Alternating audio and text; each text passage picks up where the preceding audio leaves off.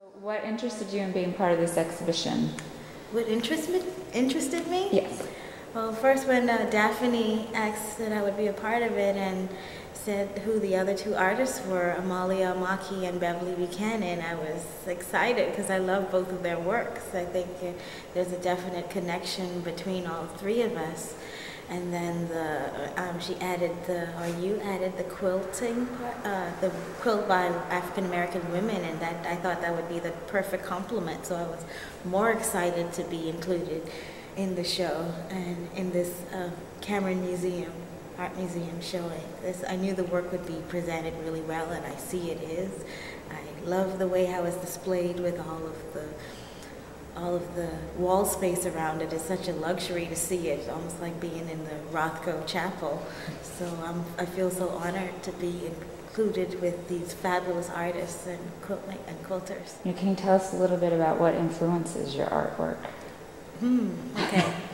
Well, I feel like I'm building my personal vocabulary, visual vocabulary. So starting off, being from the Bahamas, I was born and raised in the Bahamas, and I moved to the South, Savannah. I went to SCAD, and I finished my graduate degree at Georgia State University and got married and stayed. So I have influences from being in the Caribbean as well as being in the South, and I always look at my ancestral background in Africa, preferably West Africa.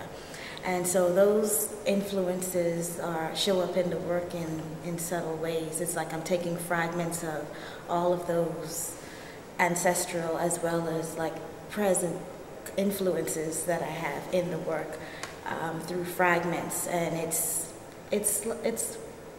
in a way a process of building a visual comfort, just like a quilt would be comfortable to be under.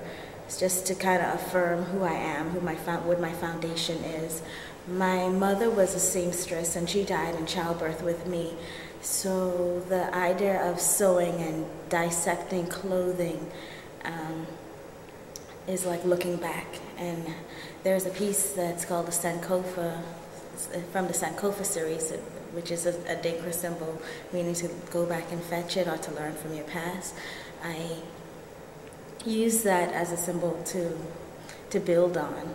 And now I'm using things that are related more to where we are now, as far as using eyes with relationships and mirrors to bring the viewer into the work. So it's a range. I started off more dwelling in the past, and I'm focusing more on the present, projecting into the future.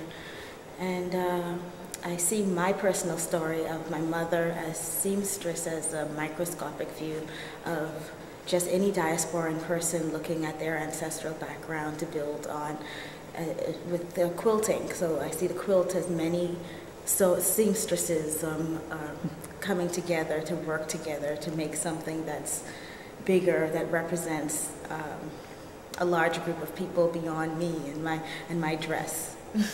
So it's like the dress will become a part of the quilt eventually.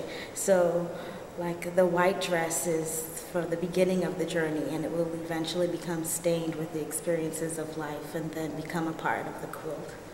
And what I'm doing is looking back by dissecting the clothes and adding them as the paint for the canvases. I have a background in painting, so that is commenting on that as well. It's almost like they become pixelated, abstract expressionistic paintings where I'm thinking more three-dimensionally with the way I approach the painting.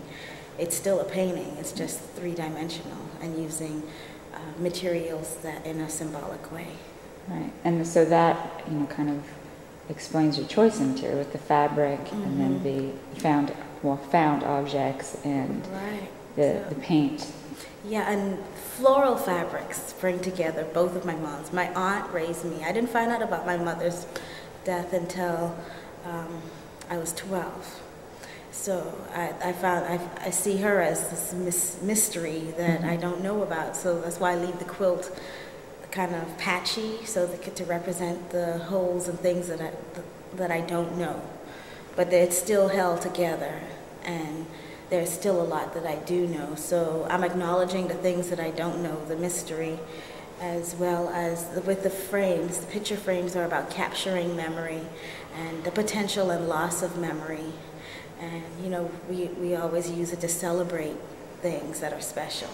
So I like to use that as well. And I like the button. The button is a personal symbol as well, because it's about trying to make a connection, and it's related to sewing. So that's, I like the ones with 2 holes in it, because it's like eyes. Mm-hmm. And it's like if you acknowledge the eyes being there, they're there. Just like if you want to acknowledge your ancestral background and its influences and stuff, it could be there. A lot of people don't really want to focus on that, you know, but I think it's important. Mm-hmm. And just all the make-do ways of attaching things is kind of connected to.